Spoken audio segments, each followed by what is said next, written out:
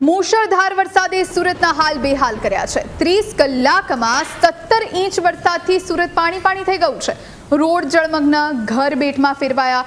ખાડીપુરે સુરતીઓની ચિંતામાં વધારો કર્યો છે। 30 કલાક સુરત શહેર પાણીમાં ડૂબેલું રહ્યું। સુરતમાં વરસાદ રોકાયો પણ હાલાકી અપાર। હજુ પણ અનેક સ્થળે પાણી ભરાયેલા છે। તો સુરતના દ્રશ્યો આપને બતાવી રહ્યા છીએ। સુરતમાં જે પ્રમાણે પરિસ્થિતિ અત્યારે ખરાબ થઈ છે, સુરતમાં હાલાકી પડી રહી છે। મુશળધાર વરસાદ છેલ્લા 30 કલાકથી 30 કલાકમાં 17 ઇંચ વરસાદ સુરતમાં ખાબક્યો, જેના કારણે સુરત પાણી થયું। રોડ જળમગ્ન, ઘર બેટમાં ફેરવાયેલા છે। ખાડીપુર જે છેલ્લા ઘણા વર્ષોથી સુરતીઓને હેરાન પરેશાન કરી રહ્યું છે, ખાડીપુરની જે સ્થિતિ છે, જેના કારણે લોકોને ભારે મુશ્કેલીનો સામનો કરવો પડી રહ્યો છે। આપ દ્રશ્યો જુઓ, આ સુરતના ગઈકાલથી લઈને અત્યાર સુધીના 30 કલાકના દ્રશ્યો છે। વરસાદ ભલે બંધ થયો હોય પણ સુરતમાં પાણી ઓસરવાનું નામ નથી લેતા અને એના જ કારણે તંત્ર સામે લોકોમાં રોષ છે।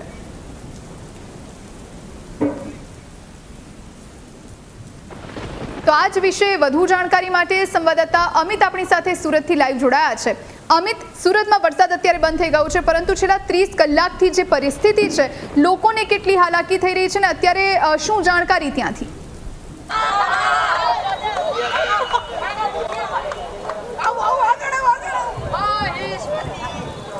જે ચોક્કસથી સમગ્ર જે મુશ્કેલીની વાત કરવામાં આવે તો છેલ્લા 2 દિવસમાં 17 ઇંચ કરતાં વધારે વરસાદ છે તે ખાબક્યો હોવાના કારણે લોકોને હાલાકીનો સામનો છે તે કરવાનો વારો આવ્યો છે। બીજી તરફ હું આ દ્રશ્ય બતાવવાનો પ્રયાસ કરીશ કે કઈ રીતે આ જે વરસાદી દ્રશ્ય છે તે જોઈ શકો છો કે હજુ સુધી પાણી છે તે અલગ અલગ વિસ્તારમાં ભરાયેલા જોવા મળી રહ્યા છે। સુરતના સરથાણા, વરાછા ઉપરાંત પૂણા ગામ, સણિયા, હેમાદ, સારોલી સહિતના વિસ્તારમાં વરસાદી પાણી છે તે ભરાયેલા જોવા મળી રહ્યા છે।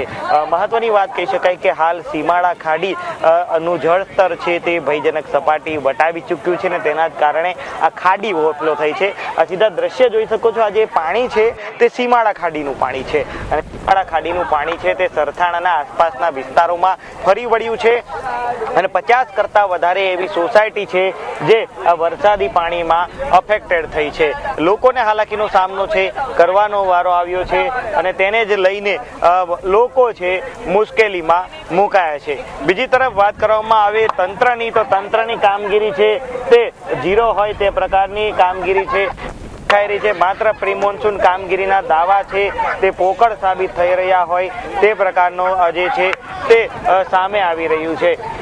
જે પાલિકાની કામગીરીને લઈને અગાઉ તંત્રએ મોટા દાવા કર્યા હતા કે પ્રી મોન્સૂન કામગીરી છે અમારા દ્વારા કરવામાં આવી છે, પરંતુ એક પણ જે ખર્ચો છે પ્રી મોન્સૂન કામગીરી પાછળ ન થયો હોય તે પ્રકારના દ્રશ્ય છે સામે આવી રહ્યા છે। કારણ કે 17 ઇંચ વરસાદ વરસ્યો અને સુરત આખું પાણી થઈ ગયું। લોકોના ઘરમાં કેટલાય ઘરો એવા છે કે જ્યાં ચૂલા નથી સળગ્યા, લોકોને લાખો રૂપિયાનું નુકસાન થયું અને આ જ પ્રકારના દ્રશ્ય છે સુરતના સરથાણા, સીમાડા, જકાતનાકા, આ ઉપરાંત સણિયા, હેમાદ, સારોલી આ તમામ વિસ્તારો કે જ્યાં ખાડી પસાર થાય છે, આ તમામ વિસ્તારો છે પાણીમાં ગરકાવ થયા છે અને તેને જ લઈ લોકોને હાલાકીનો સામનો કરવો પડી રહ્યો છે। હજુ પણ એટલે કે વરસાદ છેલ્લા 4 કલાકથી બંધ છે, છતાં પણ સુરતના જે કહી શકાય કે સીમાડા ખાડીની આસપાસનો જે વિસ્તાર છે જે પ્રભાવિત થયો હતો તે સીમાડા ખાડીની આસપાસના વિસ્તારમાં હજુ પણ પાણી ઓસર્યા નથી। કારણ કે ઉપરવાસમાં જે પ્રકારે વરસાદ પડી રહ્યો છે અને ખાડીના જળસ્તરમાં જે રીતે સતત વધારો થઈ રહ્યો છે તેને લઈ પાણીથી હજુ ઓસરવાનું નામ લેતા નથી। બીજી તરફ સુરત મહાનગરપાલિકા દ્વારા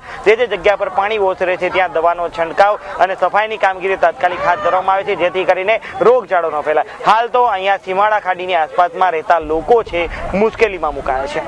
જી, ખાડીપુરની સમસ્યા કંઈ આજકાલની નથી, વર્ષોથી સુરતમાં ખાડીપુરની સમસ્યા છે। આ બધાની વચ્ચે પ્રી મોન્સૂનની કામગીરીના મોટા દાવા કરવામાં આવે છે, પણ અહીં એ પણ ઝીરો જોવા મળી રહી છે।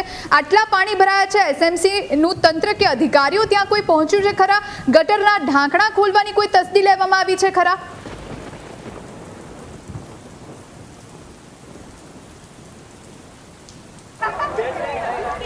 જે ચોક્કસથી ફરીથી હું દ્રશ્ય બતાવવાનો પ્રયાસ કરીશ કે આજે જે સીમાડા વિસ્તારના જે દ્રશ્ય છે કે આ જે સીધા દ્રશ્ય જોઈ શકો છો કે જ્યાં જુઓ ત્યાં પાણી જ દેખાઈ રહ્યું છે. પાણી સિવાય અન્ય કંઈ જ દેખાયું નથી.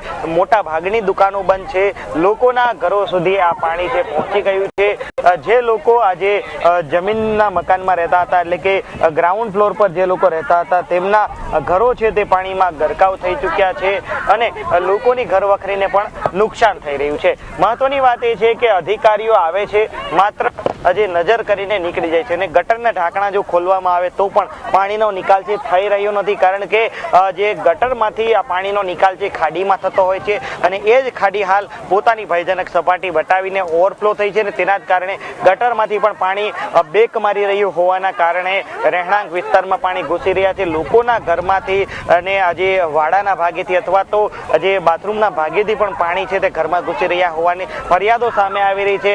હાલ સુરતમાં આજે અલગ અલગ વિસ્તારમાં હજુ પણ ઘૂંટણ સમા પાણી છે ભર્યા છે. લોકોના ઘરમાં પણ 2-3 ફૂટ જેટલા પાણી ભર્યા છે. અનાજનો બગાડ થયો છે, છતાં પણ જે હજુ સુધી પાણીના નિકાલની કોઈ પણ પ્રકારની વ્યવસ્થા સુરત મહાનગરપાલિકા પાસે નથી.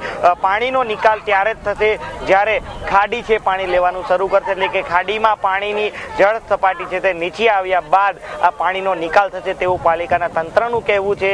જો કે વહેલી સવારે અલગ અલગ જગ્યા ઉપર ગટરના ઢાંકણા ખોલવામાં આવ્યા હતા, પરંતુ તેની કોઈ પણ પ્રકારની સફળતા તેમાં મળી નથી અને પાણીનો જે નિકાલ થવો જોઈએ હજુ સુધી થયો નથી અને લોકો છે છેલ્લા 15 થી 17 કલાક વચ્ચે આ પાણીની વચ્ચે રહેવા મજબૂર બન્યા છે. વહેલી સવારથી લોકોના ઘરમાં પાણી ઘૂસવા લાગ્યા હતા અને હજુ સુધી પાણી ન ઓસરતા રાત્રે પણ લોકોના ઘરમાં ચૂલા નહીં સળગે ને તેને લઈને સામાજિક સંસ્થાઓ હોય, અલગ અલગ જે લોકો હોય, સેવાભાવી ઉપરાંત તંત્ર દ્વારા ફૂડ પેકેટની વ્યવસ્થા પણ લોકો માટે કરવામાં આવી છે. તો કેટલીક જગ્યાઓ એવી છે કે જ્યાં હજુ સુધી પાલિકાના ફૂડ પેકેટ ન પહોંચ્યા હોવાના કારણે પણ લોકોને હાલાકીનો સામનો કરવો પડે છે.